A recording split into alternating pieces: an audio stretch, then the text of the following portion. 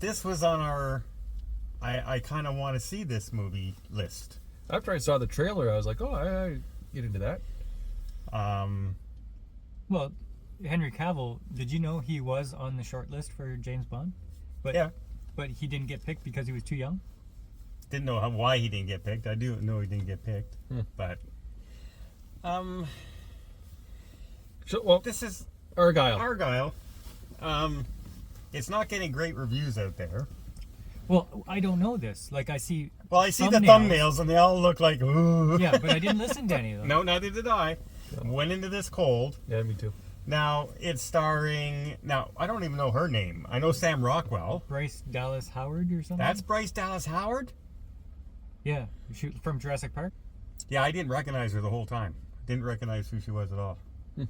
But it had a really interesting premise of she's a writer and all of a sudden she shows up on a train and all the spies that she writes about, a real spy shows up. And I said, oh, this is kind of a neat premise. They kind of tried to do that a little bit with... In the beginning, I had a romancing the Stone vibe. Yeah, well, it's kind of been a little bit done before, but the action was kind of neat. They were cutting back between Henry Cavill's character and all that. It was kind of neatly done. It went on a long time. Okay, well, yeah, it's great that you're telling us that, but they have no idea what you're talking about, well, potentially.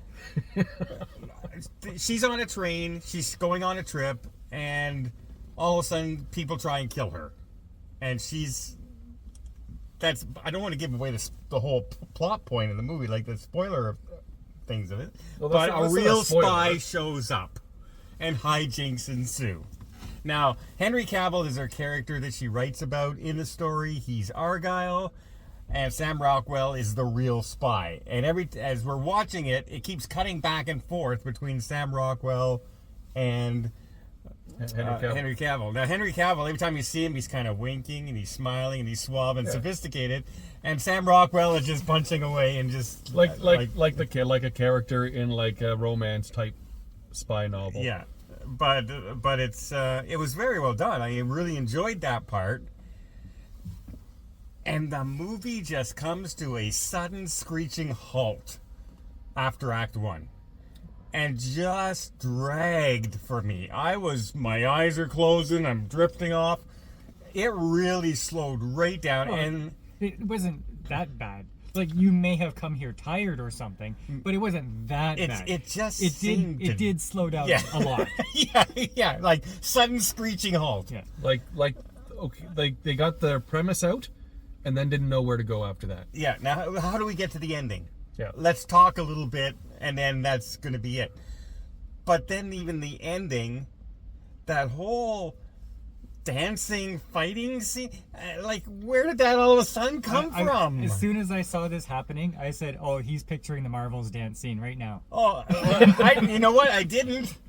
But I'm going to give it the same rating. Like, I'm looking like... Oh my God, what was this? Okay, so there's a lot of intentional cheese in this movie. A lot of cringe. Yeah, not cringe. They did it intentionally. Yeah, intentional But here's the thing. Okay, so after we were no longer talking about her writing, right? Like, I understood the cheese and the cringy sort of stuff as a character. As a character development, as if, okay, she's picturing writing this, so all of that stuff to me, okay, fine, you get a pass on it, makes sense. But as soon as we weren't talking about the writing anymore, and then that went into turbo drive, and then I had an issue with that. That dance scene just seemed completely out of place at that point in the movie. Yes, if that dance scene had have been in Act 1 when she was still talking about her story, okay, or if she was still going back and forth. Yeah, but I don't watch or listen or read spy stuff, so I don't know what the books are like, but there was twist after twist after twist in this movie. Yes. And so much so that at the end you still don't quite know. Yeah, you're saying, okay, what's the next twist? Is this a twist or is this fake? Is this real? I don't know what's happening. There was so many twists. Yeah, except they all were kind of the same twist.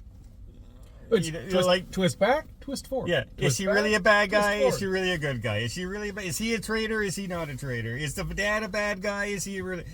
You just like after a while, it just became ridiculous, and you didn't care anymore, kind of thing. Right. And that's the kind of I think that's kind of the issue, the over the top ending, the dead slowness in the middle of the plot, after such a fun beginning.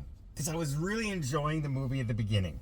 Yeah. Okay. So here's my advice to you: when you're watching this movie, once you get to the point where she realizes what's actually going on, turn it off. Rewind it and start again, or watch that part in reverse. Yeah. Because it's over. It's over at that point. You're gonna watch another half of a movie if you keep watching, for no reason, really.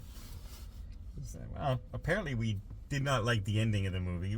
How did you like the ending? See, yes, there- exactly. See, there were characters in this that were really good at the beginning, and then you did not believe the character No. as the movie went on, and it kind of lost it a lot. But I really enjoyed the first half of the movie.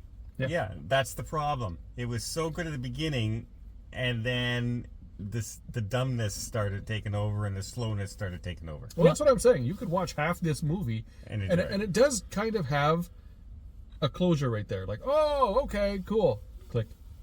Turn it Now, off. if I'm looking at YouTube thumbnails, and if you feel that there's a big problem with CGI in this movie, and that's why you shouldn't go see it, No, there's no problem with it, CGI It in this fits movie. in because it's a storytelling thing. Yeah. So- There's a cat. Sometimes they CGI the cat. Don't worry about it. It's not huge. It's not going to destroy the movie for you. No. What's going to destroy it is the scenes that go on forever and ever and ever, like the ice skating. Yeah. Like, even that went on and on and on and on. But I guess it was supposed to be like spy thriller excitement. Yeah, but it wasn't. But 'Cause again- it went on and on But and again, on. that scene is something that would have been more believable if we were still talking about her writing. Yeah. Yeah. Right? So that's what I'm saying. Like they did the didn't- whole movie as though it were a book. They didn't know Yeah. when to stop that part of it. Yeah, they tried to make it, now this is real, except the stuff they were doing wasn't possible or real Right. at all. So I think that's where they dropped the ball. The only thing that would have happened when she was making her own skates is that she would have sliced her foot open when she stepped on the knife. That's all that would have happened there. So, all right, what do you give it, Mark? Okay, so I enjoyed half of this movie, so I'm gonna give it a 6.5. It came up short. Yeah, 6.5. I'm going to go around a 6. Like I said, I was drifting off because to me it just died right off. And then the inconsistency with the ending and this is the story, but it's supposed to be real now. I started, no. It was a miss. Yeah. Yeah. It just took me right away from it. And then they hint at an Argylle too, so stand by for that to never happen. One thing I do have to learn how to do though is the twirly bird. Perhaps you and Paul can give it a whirl and give it a try. If you see the movie, you'll know what we're talking about.